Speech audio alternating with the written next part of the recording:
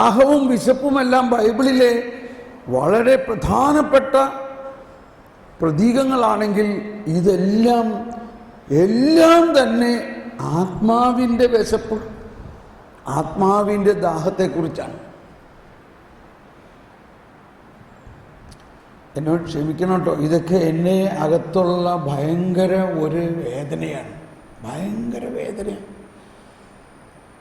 എനിക്ക് വേദനയാണിത്. എന്തുകൊണ്ടാണ്? കർത്താവിൻ്റെ വേദനയാണ്. ഈ സാക്ഷര കേരളം നമ്മളെല്ലാവരും ഭക്ഷിക്കണമെന്ന് തന്നെയാണ്. ധാരാളം ഭക്ഷണമുണ്ട്. പക്ഷേ എത്രത്തോളം നമ്മൾ ആത്മാവിൻ്റെ ഭക്ഷണത്തിന് വേണ്ടി ദാഹിക്കുന്നു, അല്ലെങ്കിൽ അതിനു വേണ്ടിയുള്ള ഒരു അതിൻ്റെ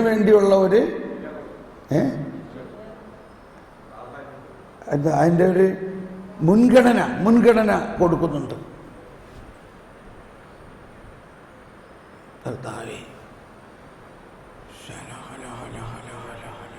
ഓക്കെ, അപ്പം അവിടെ അന്നന്ന് എന്ന് പറഞ്ഞാൽ എത്ര നാളാ?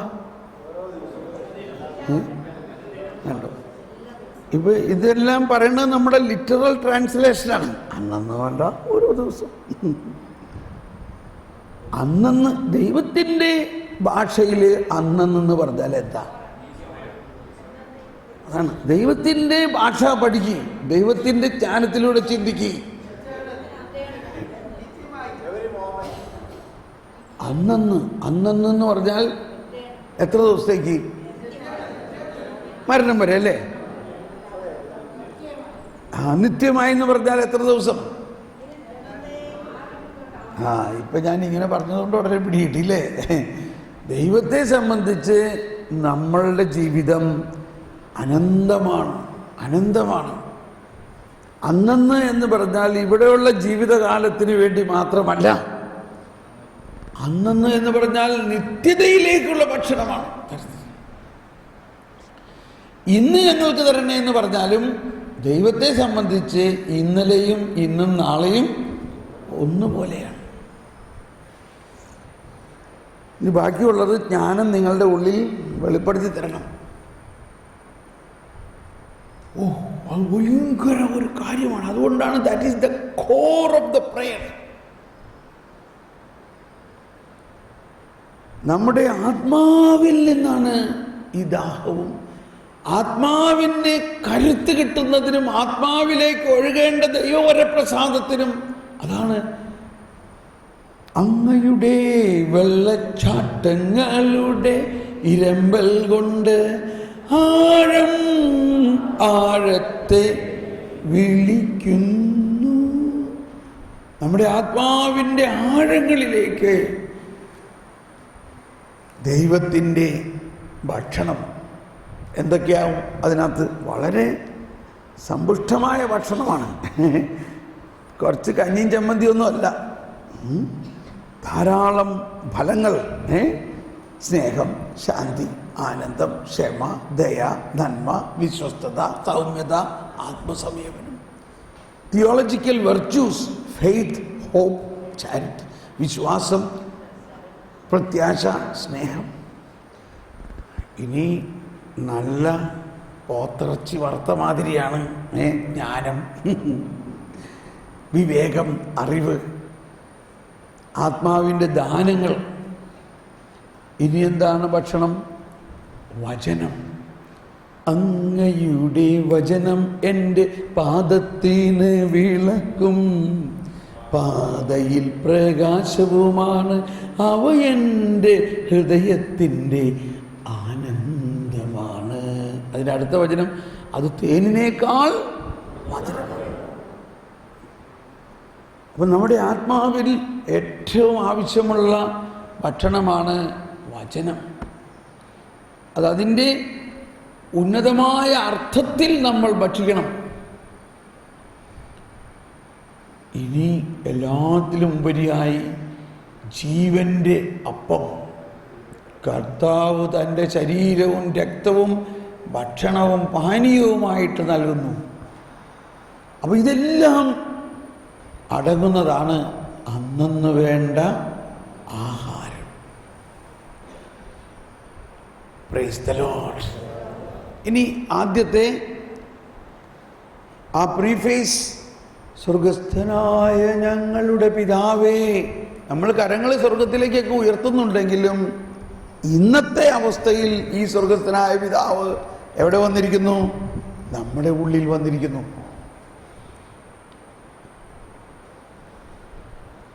ആ പിതാവും പുത്രനും പരിശുദ്ധാത്മാവും നമ്മുടെ ആത്മാവിൽ ലയിച്ചിരിക്കുന്നു. അതെ, കൈ വെക്കേണ്ടത് നമ്മളുടെ ഹൃദയത്തിലാണ്.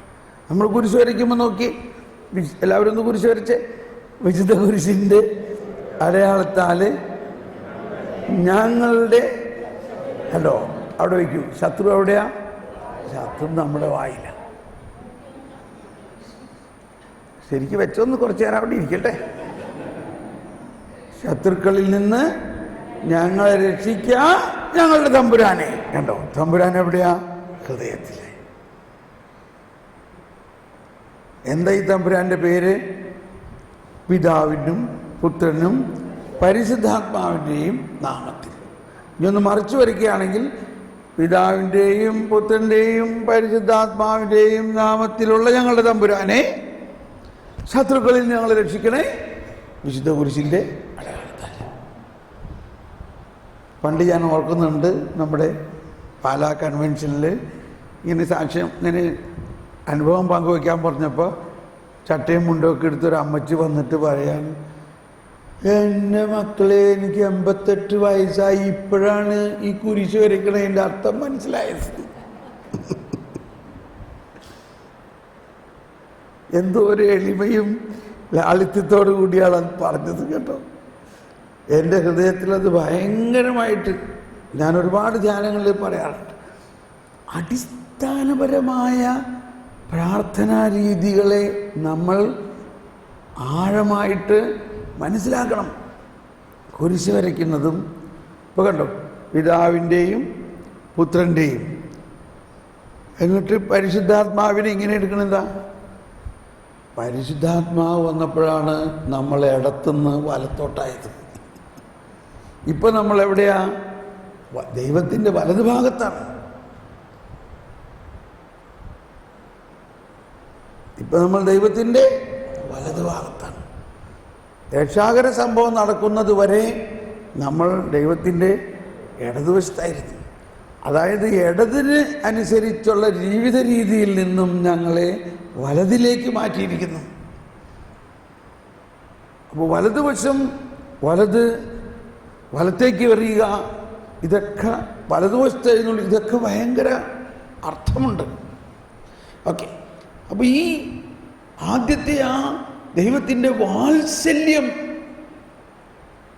പിതാവ്, വാത്സല്യം നിറഞ്ഞ പിതാവ് മക്കളായ നമ്മളെ മടിയിലിരുത്തി താലോലിക്കുന്ന ഒരു അനുഭവത്തിലായിരിക്കണം സ്വർഗസ്ഥനായ ഞങ്ങളുടെ പിതാവേ എന്ന് നമ്മൾ വിളിക്കുമ്പോൾ നമ്മുടെ ആരംഭം, പ്രാർത്ഥനയുടെ ആരംഭം. സ്വർഗസ്ഥനായ പിതാവ് മക്കളെ മാറോട് ചേർത്ത്, ഹൃദയത്തോട് ചേർത്ത്, ഹൃദയത്തിൻ്റെ ഉള്ളിൽ അല്ലെങ്കിൽ മടിയിലിരിക്കുന്ന അത്രയും വലിയ ഒരു വാത്സല്യത്തെ നമ്മൾ കാണണം. അതാണ് പ്രാർത്ഥനയുടെ പ്രധാന എമോഷൻ, ഒരു വികാരം. അപ്പോൾ തന്നെ നമുക്ക് ഭയങ്കര ഒരു സന്തോഷം നമ്മിലേക്ക് അങ്ങ് നിറയാൻ തുടങ്ങും. കാരണം ഇത് ഫാക്റ്റാണ്, ഇത് ട്രൂത്താണ്, ഇത് സത്യമാണ്, ഇത് നുണയല്ല, ഇത് നടക്കാൻ പോകുന്ന സംഭവമല്ല, ഇത് നടന്നു കഴിഞ്ഞിരിക്കുന്ന സംഭവമാണ്. ഇത് നമ്മൾ ചോദിച്ചത് കൊണ്ടല്ല, അത് ദൈവം നമ്മളെ സൃഷ്ടിച്ചത് തന്നെ എന്തിനാ?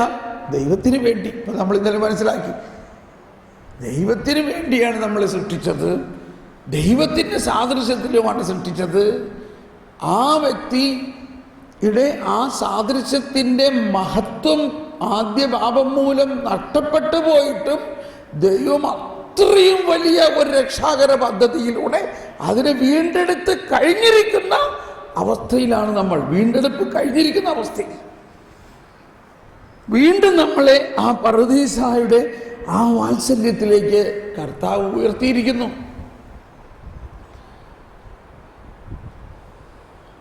ഇത്രയെല്ലാം നമ്മൾ സ്വർഗസ്ഥനായ ഞങ്ങളുടെ പിതാവേ.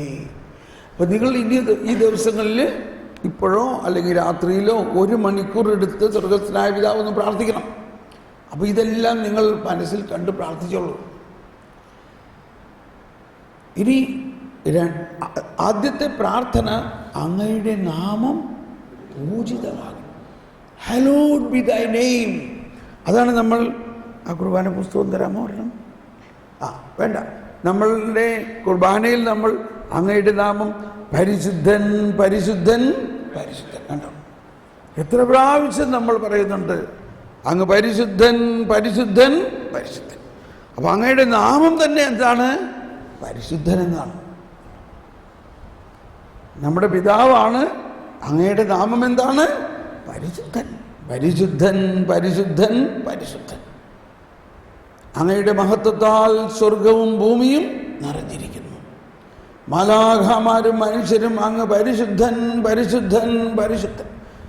ഇത് അങ്ങയുടെ നാമം പൂജിതമാകണമേ എന്നുള്ളതിൻ്റെ ഒരു എക്സ്പ്ലനേഷൻ പോലെയാണ്. അങ്ങയുടെ രാജ്യം വരണമേ, അങ്ങയുടെ ഹിതം. അപ്പോൾ ഇവിടെ ഇതൊന്ന് ഓർക്കണം, നല്ലതാണ്. ഇതൊക്കെ കുർബാനയിലുള്ളതാണ്. പരിശുദ്ധൻ അപ്പോൾ നമ്മുടെ അപ്പച്ചൻ പരിശുദ്ധനാണെങ്കിൽ നമ്മൾക്ക് എന്ത് കിട്ടും? നമ്മളും മക്കളും പരിശുദ്ധരാണ്.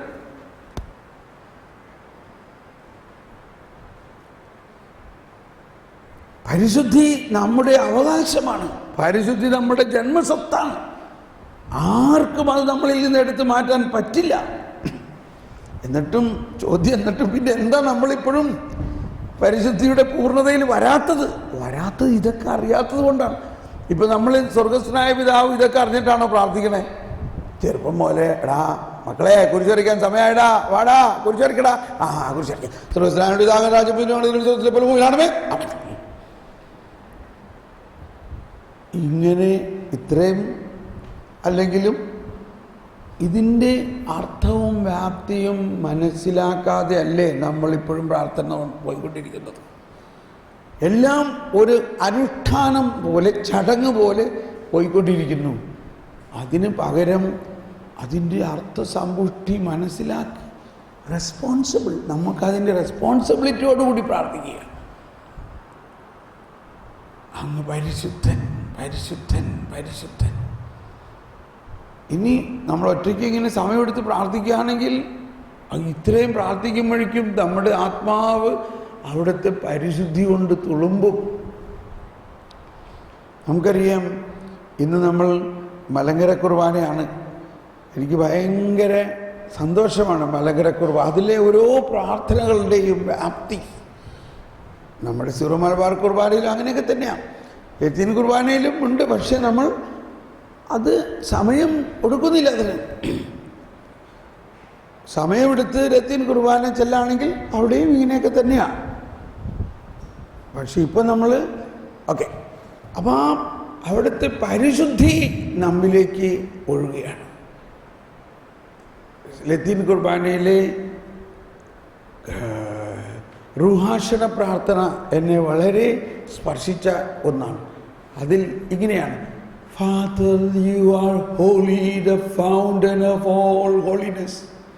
പരമപരിശുദ്ധനായ പിതാവേ, സകല പരിശുദ്ധിയുടെ ഉറവിടവും.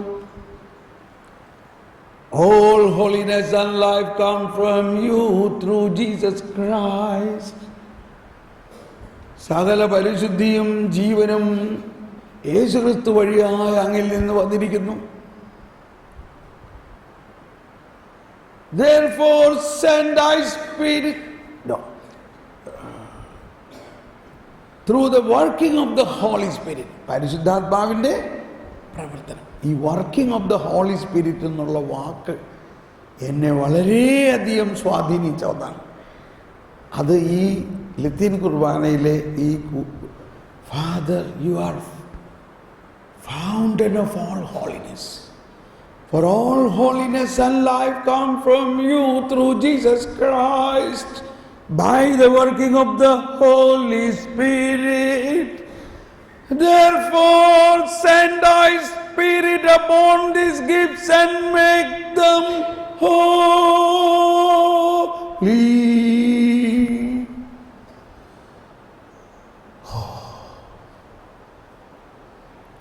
അതെൻ്റെ ആത്മാവിലേക്ക് അങ്ങ് തുളച്ചു കയറി.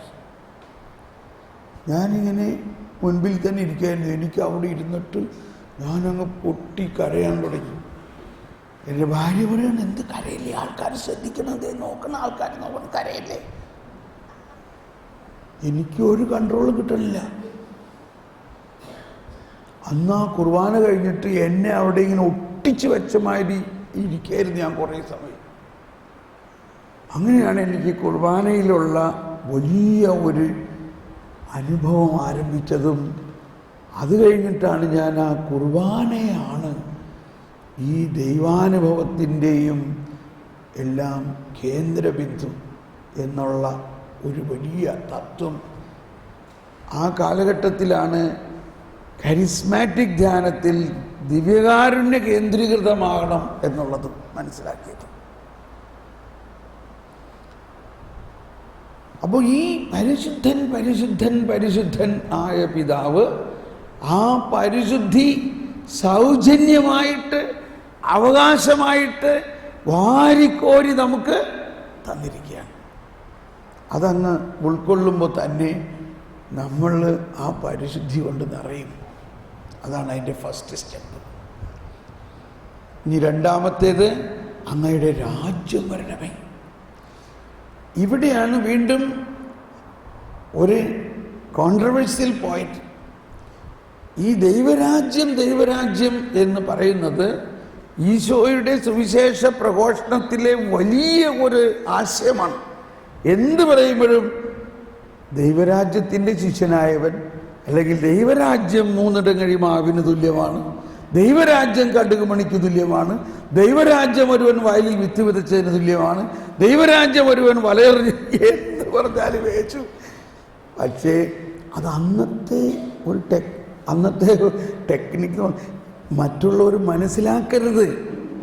ഈ ഭാഷ ഞാനാണ് ദൈവരാജ്യമെന്ന്, ആര് ഇവിടെ നിൽക്കണ കർത്താവ് ശോഭിച്ച് ആണ് ദൈവരാജ്യമെന്ന് ആരും മനസ്സിലാക്കരുത് എന്ന് മനസ്സിലാക്കരുത് അന്ന്. പക്ഷെ അതിനുശേഷം ഉത്ഥാനം കഴിഞ്ഞ് ആ പീഠാനുഭവത്തിലേക്ക് വന്നപ്പോഴേക്കും ഈശോ അതിൻ്റെ രഹസ്യം പറയാൻ തുടങ്ങി.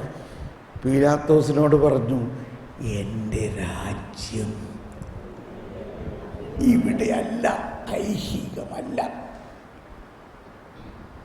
കണ്ടോ, പീലാത്തോസിനെ സ്വകാര്യമായിട്ട് പറഞ്ഞ മാതിരിയാണ്, ബാക്കി പരസ്യമായിട്ട്. അതാണ് ഈ ദൈവരാജ്യം എന്നത്. അന്നുവരെ ഫരിസേയരും നിയമജ്ഞരും അവർ നിയമം പഠിച്ചതാണ്. അവർ ബൈബിൾ മുഴുവനും പഴയ നിയമം മുഴുവനും പഠിച്ചിട്ടുള്ളവരാണ്. അവർക്ക് ദൈവരാജ്യത്തിൻ്റെ രഹസ്യം അവർക്ക് ഒളിച്ചു വച്ചിരിക്കുകയാണെന്നാണ് പറയുന്നത്. ദൈവരാജ്യത്തിൻ്റെ താക്കോൽ അവർ കയ്യിൽ എടുത്തു, പക്ഷെ അവരോ കയറുന്നില്ല, മറ്റുള്ളവരെ കയറ്റുന്നില്ല. ആ അവസ്ഥയിലാണ് ഈശോ പറഞ്ഞത്, ദൈവരാജ്യം, അങ്ങയുടെ രാജ്യം ഞങ്ങൾക്ക് തരണം. ചെറിയ അജഗണമേ, നിങ്ങൾക്ക് ദൈവം പിതാവ് രാജ്യം തരാൻ തീരുമാനിച്ചായിരിക്കും. അപ്പോൾ അത് വലിയൊരു ആശയമാണ്. എന്നാൽ അതിൻ്റെ പ്രധാന വിഷയം എന്താണ്? യേശുക്രിസ്തുവിലുള്ള വിശ്വാസം വഴി സൗജന്യമായി ലഭിക്കുന്ന പാപമോചനവും പരിശുദ്ധാത്മാവും.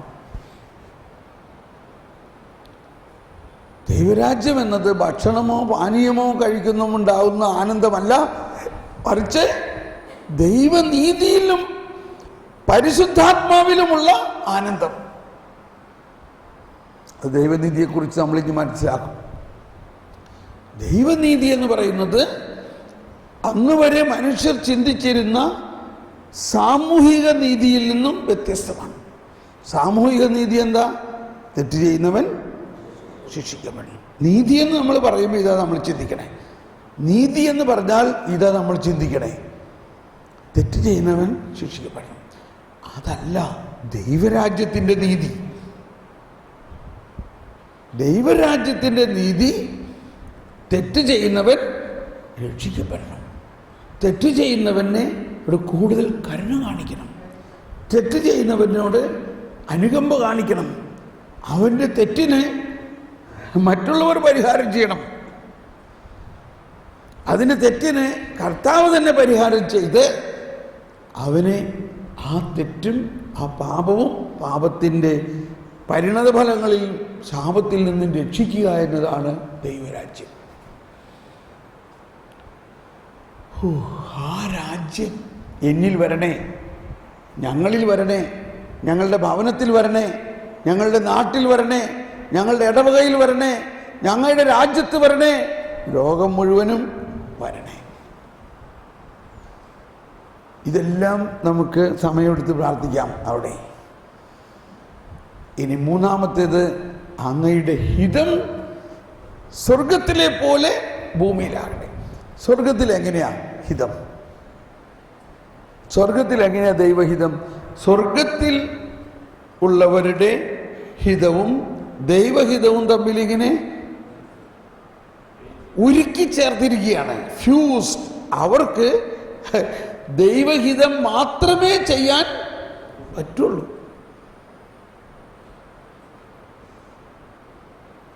അപ്പോൾ സ്വർഗത്തിലെ പോലെ ഭൂമിയിലുമാകുമ്പോൾ ഭൂമി എന്തായി മാറും? ഭൂമി സ്വർഗമായി മാറും. അതാണ് ലോകാവസാനം. അപ്പൊ ലോകാവസാനത്തിൽ ഈ ലോകമെല്ലാം എന്തായി മാറും? ലോകം സ്വർഗമായി മാറും. അത് പിന്നീട് വിശദീകരിക്കാം. ഈ ലോകം അവസാനിക്കുക എന്ന് പറഞ്ഞാൽ ലോകം സ്വർഗമായി മാറും. പക്ഷെ അതെവിടെ തുടങ്ങണം? അത് നമ്മൾ ഓരോരോ വ്യക്തിയിലും തുടങ്ങണം, വ്യക്തിപരമായി തുടങ്ങണം. അങ്ങയുടെ ഹിതം സ്വർഗത്തിലെ പോലെ ഭൂമിയിലുമാകണേ, എന്നിലാകണേ. ഇവിടെയാണ് ഈ പ്രാർത്ഥന നമ്മളിൽ ഫലപ്രദമാകാത്തതിൻ്റെ പ്രധാന കാരണം. സ്വർഗസ്ഥനായ പിതാവിൻ്റെ പ്രാർത്ഥന നമ്മൾ പ്രാർത്ഥിക്കുന്നുണ്ട്. ഈ പ്രാർത്ഥന കൊണ്ട് എന്ത് ഫലം കിട്ടി? എന്ത് കിട്ടി? കിട്ടുന്നുണ്ടോ? കിട്ടുന്നില്ല വാസ്തവത്തിൽ. ഇപ്പം മേൽപ്പറഞ്ഞ കാര്യങ്ങൾ ഒരു വശം, എന്നാൽ അതിനെല്ലാത്തിനേക്കാളും പ്രാധാന്യമായൊരു വശം, നമ്മൾ അങ്ങയുടെ ഹിതം ഞങ്ങളിലാവണേ എന്നെല്ലാം പ്രാർത്ഥിക്കുന്ന സമയത്ത് അതിനെ മുൻകൂട്ടി നമ്മുടെ ഹിതം തീരുമാനിച്ചുറച്ചതിന് ശേഷമാണ് നമ്മൾ പ്രാർത്ഥിക്കണം. അപ്പം നമ്മൾ പ്രാർത്ഥിക്കുകയാണ്, എനിക്ക് ഫോറിനിൽ പോകണം, സ്വർഗസ്ഥനായ ഒരു 30 സ്വർഗസ്ഥനായ പിതാവ് ചെല്ലുമ്പോഴേക്കും വിസ കിട്ടും. എന്തിനു വിസ കിട്ടും? എനിക്ക് ഫോറിനിൽ പോകണം. ഈ ഫോറിനിൽ പോകുന്നത് ദൈവഹിതമാണോ? ഒരിക്കലും ഒരു ആൾ വന്നിട്ട് പറഞ്ഞു, ബ്രദറെ ഈ പാസ്പോർട്ടും ഒന്ന് കഴിച്ച് പ്രാർത്ഥിച്ച് എനിക്കൊന്ന് വിസ ശരിയാവാനായിട്ട്. ഞാൻ പറഞ്ഞു, അത് വരട്ടെ. അതെന്താ? അല്ല, നീ ഫോറിനിൽ പോകണമെന്നുള്ള ദൈവഹിതമാണോ? അയ്യോ എൻ്റെ ബ്രദറെ അങ്ങനെ പറയല്ലേ, എനിക്ക് എങ്ങനെയെങ്കിലും എനിക്കൊന്ന് അങ്ങനെ പോകണം. അപ്പോൾ അവൻ്റെ ഭാര്യയും 2 പിള്ളേരും പുറകിൽ നിന്ന് കരയാം. മോനെ, നീ എങ്ങനെ പോകും? നിനക്ക് അതിന് വിസ കിട്ടാൻ കുറച്ച് ലക്ഷക്കണക്കിന് രൂപ ഞാൻ ഇവിടെ കടം തരാമെന്ന് പറഞ്ഞിട്ടുണ്ട്. പലിശ കൊടുക്കണം, അത് അവിടെ ചെന്നിട്ട് അയച്ചു കൊടുത്തോളാം. അപ്പോൾ ഇവൻ്റെ വിചാരം അവിടെ അങ്ങ് ചെന്ന് കഴിഞ്ഞാൽ മരം കുലുക്കണമായിട്ട് കുലുക്കി കാശ് കിട്ടും, എല്ലാ മാസവും കൂടെ അയക്കാം. അവിടെ ചെന്ന് കഴിഞ്ഞാൽ വീട്ടിലും പൈസ അയക്കാം, ഈ ബ്ലേഡ് കമ്പനിക്കാർക്കും അയക്കാം. ഇങ്ങനെയൊക്കെ. നീ എന്താ ജോലി? ഞാനൊരു ഫിഷർമാനാണ്, മത്സ്യബന്ധനം. എടാ, അപ്പോൾ കടലിലെ മത്സ്യം മുഴുവനും നിൻ്റെ അല്ലേ? നീ എന്തിനാ പോണേ ഇവിടുത്തെ? ഈ കടലിലെ മത്സ്യം മുഴുവനും നിനക്ക് എടുത്തൂടെ? നീ ഇവിടുന്ന് പോണെന്തിനാ?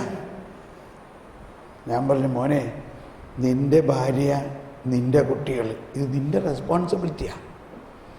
നിങ്ങൾ ഒരുമിച്ച് ഒരു ചെറ്റക്കുടിൽ കിടന്നാലും അതാണ് സന്തോഷം. നീ ഇവിടുന്ന് പോയി അവളെയും കൊച്ചുങ്ങളെ ഒറ്റയ്ക്കിട്ടു. ഇനി നീ 1 വർഷമോ 2 വർഷമോ കഴിഞ്ഞിട്ടായിരിക്കും വരാൻ പോണത്. അതിനിടയ്ക്ക് എന്തെല്ലാം സംഭവിക്കും? നിനക്ക് ജോലി കിട്ടാണ്ട് അവിടെ നീ അലഞ്ഞു തിരിയും. എങ്കിൽ ഈ കടക്കാർ പലിശയ്ക്ക് വന്ന് ഈ വീട്ടിലെ ആരെ ശല്യപ്പെടുത്തിക്കൊണ്ടിരിക്കും. അവർ പൈസ കിട്ടാൻ വേണ്ടി ബഹളം ഉണ്ടാക്കും. നിനക്ക് അവിടെ നിന്ന് പൈസ അയക്കാൻ പറ്റുന്നില്ല. നിനക്ക് ഭക്ഷണം പോലും കഴിക്കാനുള്ളൊരു വകുപ്പ് അവിടെ ഉണ്ടാവില്ല. നിങ്ങൾ കിടന്നിങ്ങനെ വിഷമിക്കും. നിനക്ക് കുറെ കഴിഞ്ഞിട്ടൊരു ജോലി കിട്ടിയാൽ തന്നെയും ആ ജോലി കൊണ്ട് ഈ കടവും ഇതൊക്കെ തീർക്കാനേ നിനക്ക് പറ്റുള്ളൂ. നീ വലുതായിട്ടൊന്നും നേടാൻ പോണില്ല.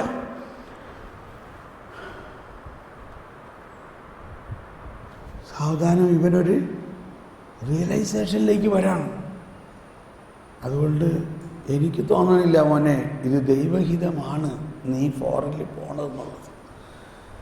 അപ്പോഴേക്കും ഭാര്യ ഭയങ്കര സമാധാനമായി. അവൾ ഇവന് കെട്ടിപ്പിടിച്ചങ്ങ് കരയാൻ തുടങ്ങി. പോകണ്ട, നമുക്ക് ഇവിടെ എങ്ങനെയെങ്കിലും ജീവിച്ചാൽ മതി, ഉള്ളത് കൊണ്ട് ഉണ്ടുറങ്ങി നമുക്ക് ജീവിച്ചാൽ മതി.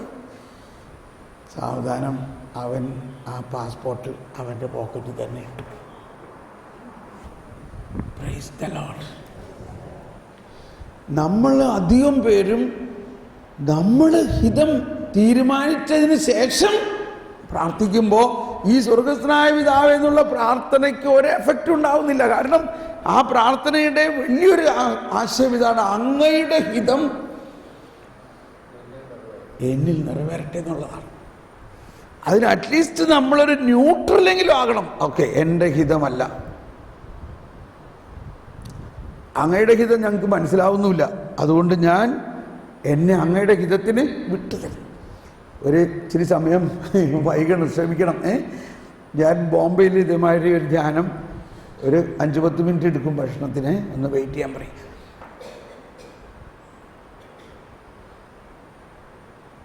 ഒരു സഹോദരി കൗൺസിലിങ്ങിന് വന്ന വഴി ഇരുന്നിട്ട് പറഞ്ഞു, ഞാൻ കല്യാണം കഴിക്കേണ്ടതാ തീരുമാനിച്ചേക്കണേ, ഇനി ഒന്ന് പ്രാർത്ഥിച്ച് നോക്കിയിട്ട് പറഞ്ഞേ എന്താ എന്നെക്കുറിച്ചുള്ള ദൈവഹിതം.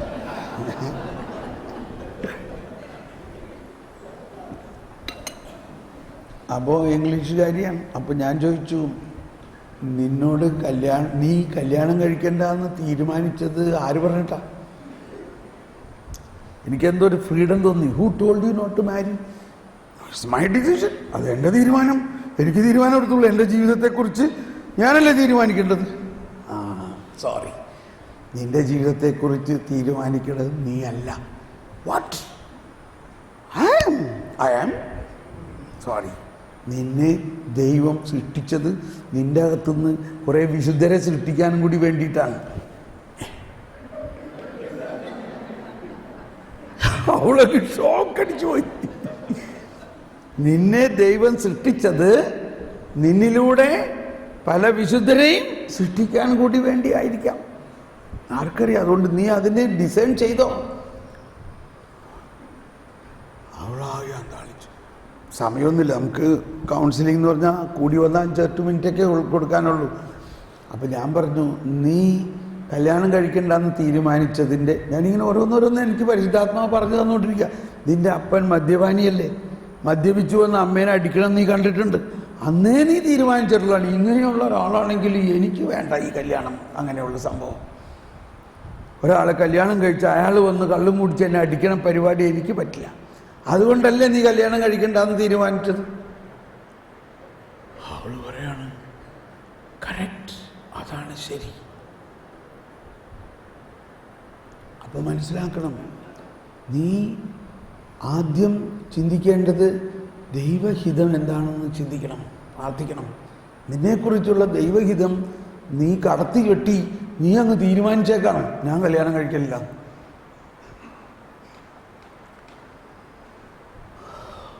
അപ്പം ഞാൻ എന്ത് ചെയ്യണോ? നീ കർത്താവിന് വിട്ടുകൊടുക്കുക. അറ്റ്ലീസ്റ്റ് കർത്താവ്, എനിക്കറിയില്ല എന്താണ് എന്നെക്കുറിച്ചുള്ള ഹിതം. അങ്ങയുടെ ഹിതം ഞാൻ കല്യാണം കഴിക്കണമെന്നാണെങ്കിൽ ഞാൻ കഴിക്കാം. ഇത് പറയാൻ പറ്റുമോ നിനക്ക്? ഞാൻ പ്രാർത്ഥിക്കട്ടെ. ശരി, എന്നാൽ അത് പ്രാർത്ഥിക്കും, ഞാൻ നിനക്ക് വേണ്ടി പ്രാർത്ഥിക്കാം. അങ്ങനെ ഞാൻ പ്രാർത്ഥിച്ചു.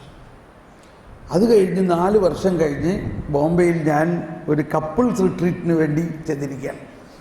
അപ്പോൾ ധ്യാനകേന്ദ്രത്തിൻ്റെ മുൻപിൽ ഞാൻ ഇറങ്ങുമ്പോൾ ഒരു പെണ്ണും ഭർത്താവും കൊച്ചും കൂടി ഓടി വന്നിരിക്കുകയാണ് എൻ്റെ അടുത്തേക്ക്. എന്നിട്ട് പറയും, എന്നെ ഓർമ്മയുണ്ടോ? ഞാൻ ചോദിച്ചു, കണ്ട ഓർമ്മയുണ്ട്. ഞാനാണ് 4 വർഷം മുമ്പ് സാറിൻ്റെ അടുത്ത് വന്ന് പറഞ്ഞു കല്യാണം കഴിക്കില്ല, ഞാൻ തീരുമാനിച്ചെന്ന് പറഞ്ഞിട്ട് കർത്താവ് പറഞ്ഞു, അതല്ല ദൈവഹിതം, എന്നിലൂടെ ഒരു വിശുദ്ധനെ ദൈവം ഉണ്ടാക്കാൻ ആഗ്രഹിക്കുന്നു എന്നെല്ലാം പറഞ്ഞത്. ഇതാണ് ആ വിശുദ്ധ എന്ന് പറഞ്ഞു. കൊച്ചിനെടുത്ത് കാണിച്ചു തന്നേക്കാണ്, ഇതാണ് എൻ്റെ ഭർത്താവ്. Price the Lord. എന്നിട്ടുണ്ടായ സംഭവം കേട്ടോ. എന്നിട്ട് ഇവള് പറയാണ്, അത് കഴിഞ്ഞ് സാറ് അങ്ങനെ പറഞ്ഞപ്പോൾ എനിക്ക് ഭയങ്കര ഒരു കോളിളക്കമായി. എനിക്ക് ഞാൻ ശരിക്കും പ്രാർത്ഥിച്ചപ്പോൾ എനിക്ക് മനസ്സിലായി എന്നെക്കുറിച്ചുള്ള ദൈവഹിതം വിവാഹം കഴിക്കുകയാണെന്ന്. അങ്ങനെ ഞാൻ വിവാഹം കഴിക്കാൻ തീരുമാനിച്ച് പുറത്തിറങ്ങിയപ്പോൾ 10 വർഷം മുമ്പ് എന്നെ സ്നേഹിച്ച് എൻ്റെ പുറകെ നടന്നിരുന്ന ഇദ്ദേഹത്തെ കണ്ടു. 10 വർഷം മുമ്പ് ഇദ്ദേഹം എന്നെ സ്നേഹിച്ച് എൻ്റെ പുറകെ നടന്നിട്ട് ഞാൻ ഇയാളെ ഓടിച്ചു. ഞാൻ കല്യാണം കഴിക്കണില്ല എന്ന് പറഞ്ഞില്ലേ, എന്നെ വിട്. അതിൽ നിരാശനായി ഇദ്ദേഹം, അതുകൊണ്ട് നിരാശനായി സെമിനാരിൽ പോയി ചേർന്നു.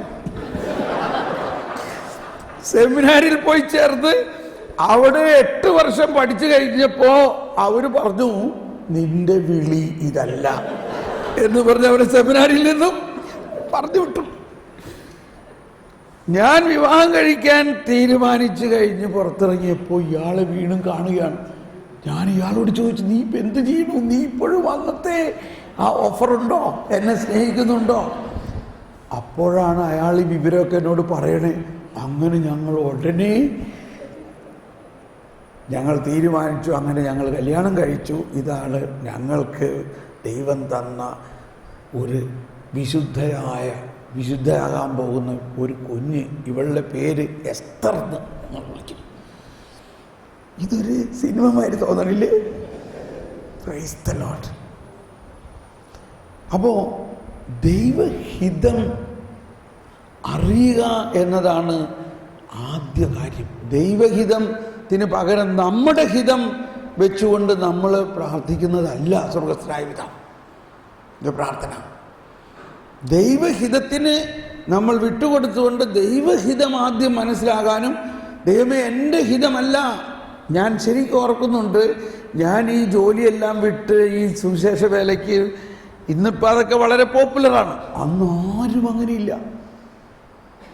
ഞാൻ ഒരുപാട് പരിചയമുള്ള കന്യാസ്ത്രീമാരോടും അച്ഛന്മാരോടൊക്കെ ചോദിച്ചിട്ട് ആരും ഇതിന് സമ്മതിക്കണമില്ല. അവർ പറയും അതൊക്കെ ശരിയായിരിക്കും, കർത്താവ് അങ്ങനെയൊക്കെ പറയുന്നു. നീ ജോലിയെല്ലാം വിടൊന്നും വേണ്ട, വൈകുന്നേരങ്ങളിലും ഞായറാഴ്ചയൊക്കെ ചിരിച്ച കർത്താവിന് വേണ്ടി ചെയ്താൽ മതി, നീ ഒരു അൽമായനല്ലേ. പക്ഷെ കർത്താവിനോട് ഇങ്ങനെ കോളറിന് പിടിച്ച് പോകണമാതിരിയാണ് പറഞ്ഞത്, നീ എനിക്ക് വേണ്ടി എല്ലാം വിട്ടു വരാൻ. എന്ത് ചെയ്യും ഇപ്പോൾ? എവിടുത്തെ ഡിസൈൻമെൻറ്റ്? ഞാൻ പറഞ്ഞു, കർത്താവേ എൻ്റെ ഹിതമല്ല. അപ്പോൾ ഞാൻ സ്വർഗസ്ഥനായ പിതാവ്, അന്നേ സ്വർഗസ്ഥനായ പിതാവിൻ്റെ പ്രാർത്ഥന എന്നെ സഹായിച്ചിട്ടുള്ളത്. ഞാനൊരു ഓർക്കുന്നുണ്ട്, ഒരു പുസ്തകം വായിച്ചത്, ജോൺ ഫുള്ളൻബാക്ക് എന്ന് പറഞ്ഞ ഒരു SVD അച്ഛൻ റോമിൽ എഴുതിയ ഒരു പുസ്തകമാണ്, kingdom of God is within you എന്ന് പറഞ്ഞു. അപ്പോൾ അതിലെല്ലാം ഈ ദൈവരാജ്യം, സ്വർഗസ്ഥനായ പിതാവിൻ്റെ പ്രാർത്ഥനയാണ് ദൈവരാജ്യം നമ്മളിൽ സംസ്ഥാപിതമാക്കുന്ന പ്രാർത്ഥന. അപ്പോൾ അതിലെ പ്രധാന പോയിന്റ് എൻ്റെ ഹിതമല്ല എന്ന് അതിൻ്റെ ആ പ്രാർത്ഥനയുടെ ഉള്ളിൽ നമ്മളൊന്ന് കേട്ടണം. എന്ത്? അങ്ങയുടെ ഹിതം സ്വർഗത്തിലെ പോലെ ഭൂമിയിലുമാകണമെന്ന് പ്രാർത്ഥിക്കുമ്പോൾ നമ്മുടെ ഉള്ളിൻ്റെ ഉള്ളിൽ എൻ്റെ ഹിതം അല്ല, ആരുടെ ഹിതം നടക്കണം? അങ്ങയുടെ. ഇത് എന്നെ വളരെ സഹായിച്ചു. ഇപ്പം നോക്കി, 25 വർഷമായിട്ട് ഞാൻ ആ ദൈവഹിതത്തിലൂടെ മാത്രമാണ് നീങ്ങിക്കൊണ്ടിരിക്കുന്നത്. ഓക്കെ, ഇതാണ് ആ ആദ്യത്തെ 3 പോയിന്റ്. ഇനി അവസാനത്തെ 3 പോയിന്റ് വളരെ എളുപ്പമാണ് മനസ്സിലാക്കാൻ. ഒന്ന്, ക്ഷമിക്കാനുള്ള നിയമം അന്നുണ്ടായിരുന്നില്ല പഴയ നിയമത്തിൽ, ക്ഷമിക്കാം. എന്നാൽ കർത്താവ് ക്ഷമിക്കാനുള്ള നിയമം എല്ലാവർക്കും തന്നിരിക്കുകയാണ്. എന്നിട്ട് അത് ഇതിൻ്റെ ഉള്ളിൽ ഒരു കുടുക്കാക്കി വെച്ചിരിക്കുകയാണ്. കുടുക്ക് എന്ന്, നിങ്ങൾ മറ്റുള്ളവരോട് ക്ഷമിക്കുന്ന പോലെ നമ്മൾ നിന്നോട് ക്ഷമിക്കപ്പെടും. അത് വേറൊരു പ്രശ്നം. അപ്പോൾ നമ്മൾ എന്തോരം സ്വർഗസ്ഥനായ പിതാവ് പ്രാർത്ഥിച്ചാലും നമ്മൾ മറ്റുള്ളവരോട് ക്ഷമിക്കുന്നില്ലെങ്കിൽ നമ്മുടെ ക്ഷമ, ആ ദൈവത്തിൻ്റെ ക്ഷമയുടെ പൂർണ്ണ അനുഭവം നമുക്ക് കിട്ടുമോ? കിട്ടുന്നില്ല. അതാണ് അടുത്തത്. അതൊക്കെ നമ്മൾ ക്ഷമയുടെ ക്ലാസ്സിൽ ധാരാളം കേട്ടിട്ടുള്ളതാണ്. അപ്പോൾ അതിനുശേഷം ദൈവം നമ്മുടെ എല്ലാം ക്ഷമിക്കുന്ന ദൈവമാണ് എന്നുള്ളതാണ്. ദൈവത്തിന് he is not tired of forgiving എന്നാണ് ഹോളി ഫാദർ പറയുന്നത്. ദൈവം നമ്മളെ എല്ലാ തെറ്റുകളും ക്ഷമിക്കും. ദൈവം ക്ഷമിക്കുന്നില്ലെങ്കിൽ ദൈവമല്ല. ദൈവത്തിൻ്റെ സ്വഭാവേനയുള്ള പ്രധാന സ്വഭാവം എന്താ? ക്ഷമിക്കുക, സ്നേഹിക്കുക, ക്ഷമിക്കുക, സ്നേഹിക്കുക. ദൈവം പരമശക്തനായതുകൊണ്ട്, സർവാധിപനായതുകൊണ്ട് ദൈവത്തിന് എല്ലാം ക്ഷമിക്കാം. അപ്പോൾ നമ്മളിങ്ങനെ ഒരിക്കലും ചിന്തിക്കരുത് ദൈവം ക്ഷമിക്കില്ല എന്ന് ചിന്തിക്കുകയാണെങ്കിൽ നമ്മളുടെ വിശ്വാസം പാടെ പോയി. അതിൻ്റെ അർത്ഥം നമ്മൾ ദൈവത്തെ അറിയുന്നില്ല. ദൈവത്തിൻ്റെ അപ്രമാദിത്യം, ദൈവത്തിൻ്റെ സർവാധിപത്യം, ദൈവത്തിൻ്റെ സർവശക്തിയും ആ സ്നേഹവായ്പ നമ്മൾ അറിയുന്നില്ല. അപ്പോൾ അതാണ്. പിന്നെ ഇപ്പോൾ 4, 5 ഇല്ലേ? അഞ്ചാമത്തെ പ്രാർത്ഥന. 6ാമത്തെ പ്രാർത്ഥന, പ്രലോഭനങ്ങളിൽ ഞങ്ങൾ ഉൾപ്പെടുത്തരുത്. ഇപ്പം നമ്മൾക്കുള്ള പ്രലോഭനങ്ങൾ ചെറുപ്പം മുതലുള്ളത് ഇപ്പോഴും ഉണ്ട് ചിലവർക്കൊക്കെ, ഇല്ലേ? ഉണ്ടോ ഇല്ലയോ? പക്ഷെ എന്താ ചെയ്യേണ്ടത് ഇവിടെ? കർത്താവേ, ഇയാൾ വന്ന് ഇപ്പോൾ ഇയാൾ പിശാചല്ല, സ്വർഗസ്ഥനായ പിതാവ്, ഇയാൾക്കൊരു പ്രൊമോഷൻ കൊടുക്കാം. ഇപ്പം നമ്മൾ പ്രാർത്ഥിക്കുകയാണ്, പിതാവേ എൻ്റെ കൈക്ക് പിടിച്ചോട്ടോ. പിതാവേ എന്നെ പ്രലോഭനത്തിൽ വീഴാതെ. അപ്പോൾ നമ്മൾ പോണ വഴിയിൽ നിറയെ പ്രലോഭനങ്ങളാണ്. അപ്പോൾ നമ്മൾ മുൻകൂട്ടി പ്രാർത്ഥിക്കുകയാണ്, ഞാൻ പോണ വഴിയിലുള്ള അവസ്ഥ അങ്ങേക്ക് അറിയാമല്ലോ, അതുകൊണ്ട് എൻ്റെ ചായ്വ് അങ്ങോട്ടാണ്, എന്നാൽ അങ്ങ് എന്നെ പിടിക്കണേ. അപ്പോൾ ഞാൻ അങ്ങോട്ട് ചായയാണ്, കണ്ടോ, ഞാൻ അങ്ങോട്ട് ചായയാണ്, പക്ഷേ പിടിച്ച് വലിച്ചു എന്നെ വലിച്ചു. പിതാവ് എന്നെ തൻ്റെ അടുത്തേക്ക് വലിക്കണം. ഇതൊരു പ്രൊട്ടക്ഷനാണ്. മനസ്സിലായോ? Thank you. അപ്പോൾ നമ്മൾക്ക് പ്രലോഭനങ്ങളുടെ ഒരു ചായ്വ് നിലനിൽക്കും. പക്ഷെ നമ്മളത് മനസ്സിലാക്കി നമ്മുടെ പ്രാർത്ഥനയിൽ കൃപ കൊണ്ട്, ഇപ്പം നമ്മളുടെ ഉള്ളിൽ എപ്പോഴും മൂക്കത്ത് ചുണ്ടി എന്ന് പറയില്ലേ,